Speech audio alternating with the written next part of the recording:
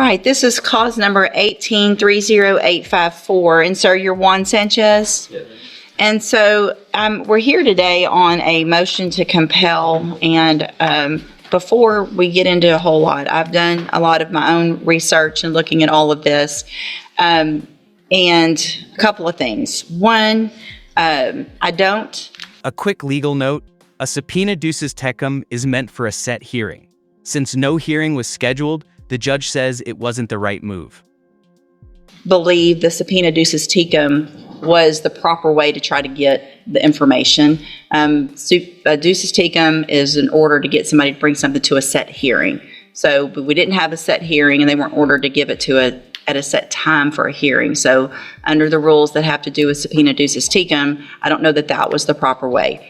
I do think you're entitled to some of that information as a defense attorney. If we're going to base decisions on, if I'm going to base decisions on things that probation have in their file and that they're just going to tell us, I do believe that you are entitled to some of that information. I think the proper way to do it would be to make that request through the district attorney's office for discovery. And then for you, Mr. Nichols, to make those requests.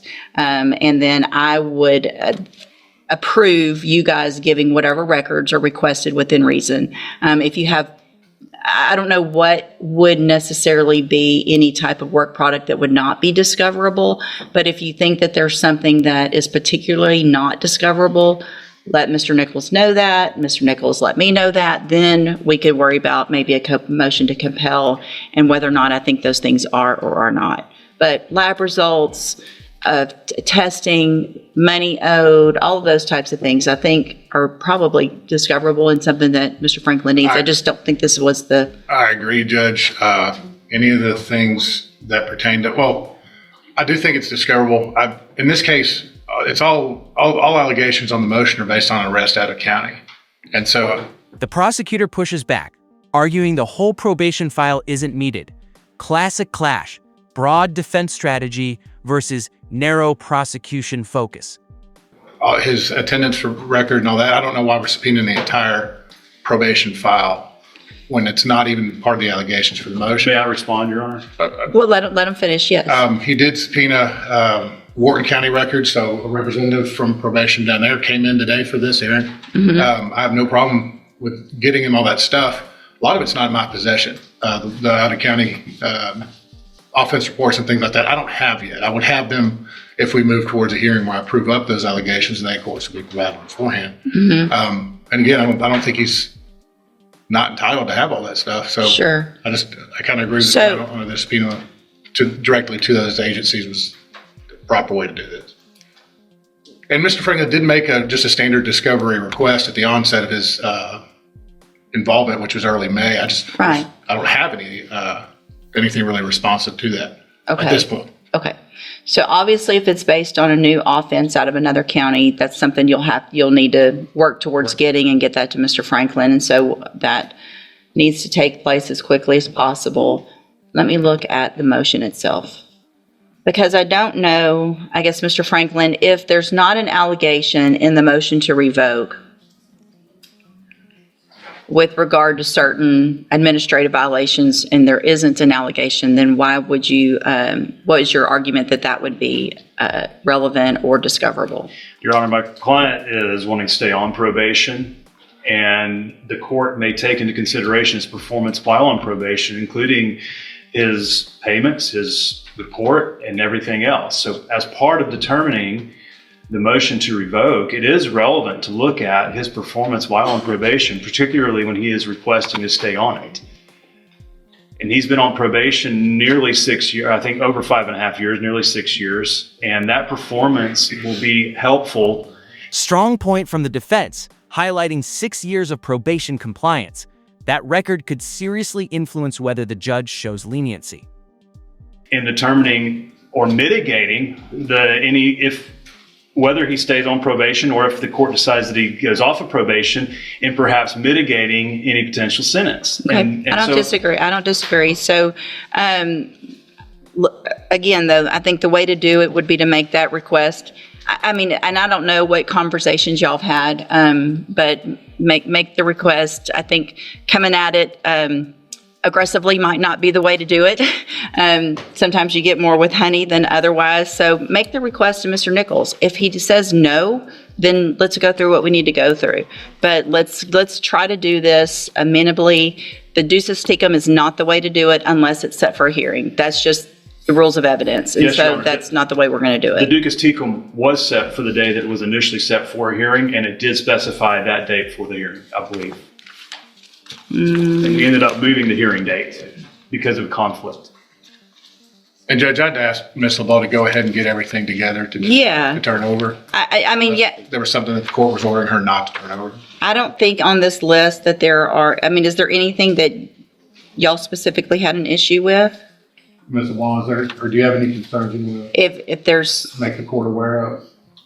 Your Honor, just with the clarification of our departmental chronologicals, which include anything that pertains to the case that happened, chrono telephone calls, auto-generated appointments, reminders, office visits, drug tests, anything that we enter into the system.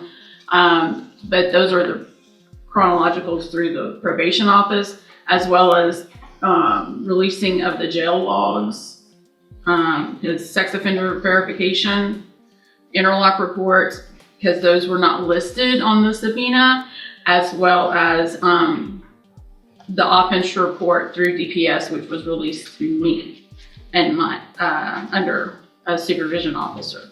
So just to clarify, as to those items specifically being released that were not listed with the exception of the offense report.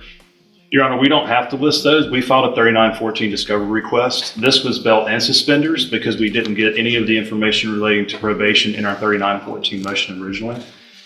I would also note that the chronologicals. well, and these aren't, the reason you didn't get any of those is because those aren't his, they're theirs. And so they're not, I don't think Mr. Nichols has the ability legally to make probation give them those. I think once we talk it out, though, I think whatever Mr. Nichols, y'all get together, obviously offense report. If y'all have the offense report and you don't even have it, then you need to get, I mean, Right. I mean, that's great. Everybody it's all can stuff- get the information in an amenable way.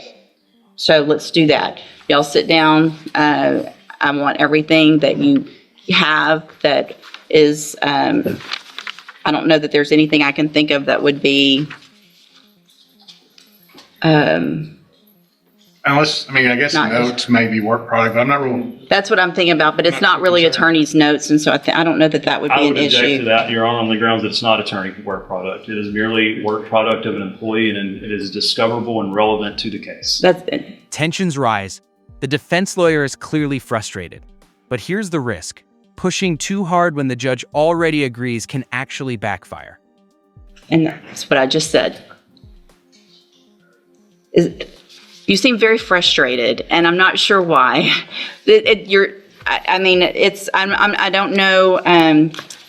I'm confused why there's pushback at all on any request for a 3914 discovery when he's constitutionally allowed to access those files. It should just be produced by probation without a fight. And we got a letter anticipatorily repudiating any production of discovery, and we had to file a motion to compel to that effect. Well, And that is alarming to me that we would have to even compel anything under 3914.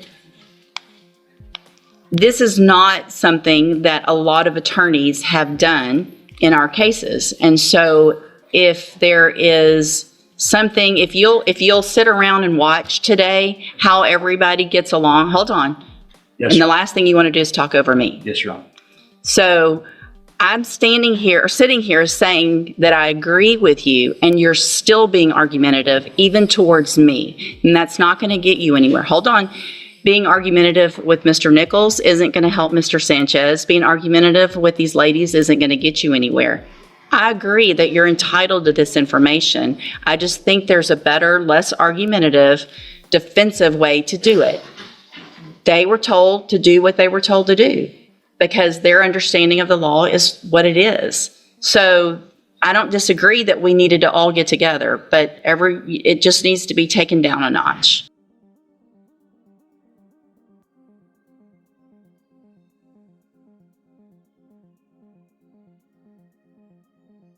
So I want the stuff turned over to Mr. Nichols, and then Mr. Nichols will turn it over as discovery. I'm not going to have probation start turning it over to individual attorneys in cases, because I think the proper way to make sure it's in the portal, that everybody knows what the discovery is that they've received, so that it's electronic when you sign your any type of documentation, whether it's at a hearing or a plea or a trial, of what you've discovered, that it goes through that portal so everybody knows what everybody's got. So y'all get it to Mr. Nichols. Mr. Nichols will put it in the portal, and then you will get it.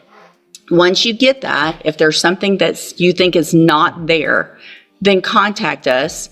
We'll have a hearing if necessary. Contact Mr. Nichols. Hey, what about this? If it exists and he says no, then let's have a hearing about it. Okay? So y'all get that done, and then we'll reset the case for just an announcement in a couple weeks or so.